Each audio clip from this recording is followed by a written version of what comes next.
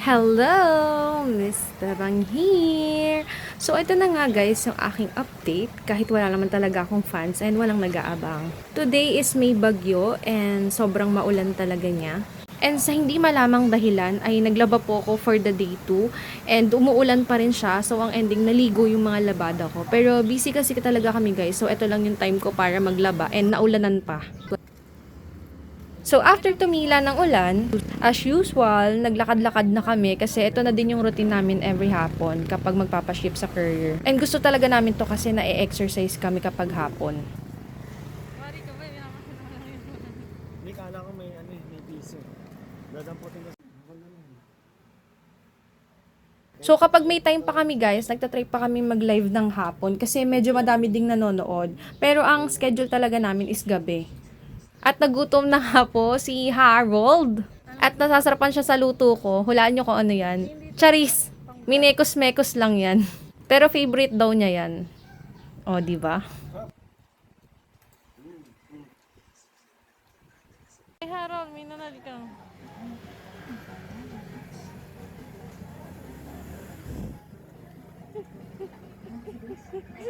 Ay, dumi nga. Ayoko na, may titripan mo ako lagi. Hindi, ay dumi. Ay, na, may dumi oh.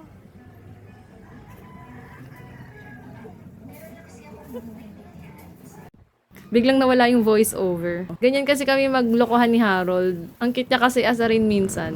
The next day lang guys, kumuha lang tayo ng isang rolyo ng tela kasi meron ako nakapending na order sa other supplier. So papakita lang namin yung glimpse kung paano siya magbalot. Charis, pati pagbabalot pinapakita.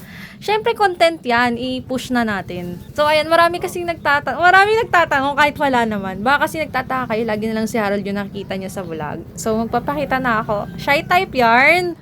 Okay, na-rare ko muna guys yung pagpapakita sa inyo sa vlog kasi baka mamaya itanong nyo bakit Miss Bebang Vlog yung pangalan pero si Harold yung laging content mo. Ano yun? Charot. So after nga yan, pag uwi ay hindi mapipigilan si Harold sa kanyang pagsasaranggola. So talaga nagpaalam siya at magsasaranggola daw muna siya kaya hinayaan muna natin. Ayun nga, the next day, pumunta lang ulit tayo sa ating supplier. Siguro mga 2 to 3 times a week kaming nandiyan sa supplier and feeling ko nagsasawa na sila sa face ko. Charis, pero mababait sila guys, as in. Parang friends na nga kami. After makauwi, tayo ngay gumawa ng sopas at nagpamigay si Harold sa ating mga kapitbahay.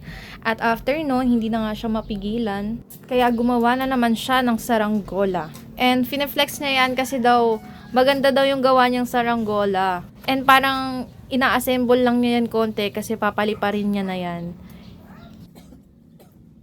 O, disclaimer lang guys ha, baka i-bash nyo ako. Sabi, bakit ang kalat? Bakit ang dumi dyan? So guys, umulan po ng 3 araw. So, lilinisin ko po yan bukas. Pinatapos ko lang po talaga si Boss Harold gumawa ng kanyang saranggola.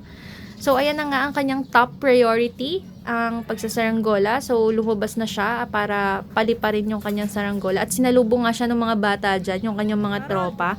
Kasi gustong panoorin kung paano siya magpalipad ng saranggola. Siya ay piloto ng saranggola. So, syempre, after matapos ng pagsasaranggola is back to work na ulit.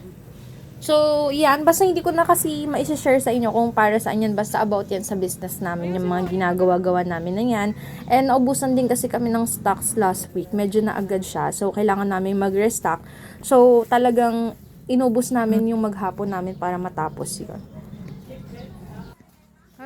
So, after nga yan guys, umuwi na kami and then, as a reward para sa aming mga sarili is, bumili lang kami ng aking favorite ice cream. So, hindi na talaga ako siguro papayat kasi lagi ako naka-ice cream. Hehe, sarap kasi niyan. So, kinain lang namin siya after. And, yun lang muna siguro ang i-vlog ko today. Like, follow, subscribe nyo na lang ako. And, mag-comment kayo kung anong gusto nyong i-vlog ko next. Kahit wala namang talagang may pake. Bye!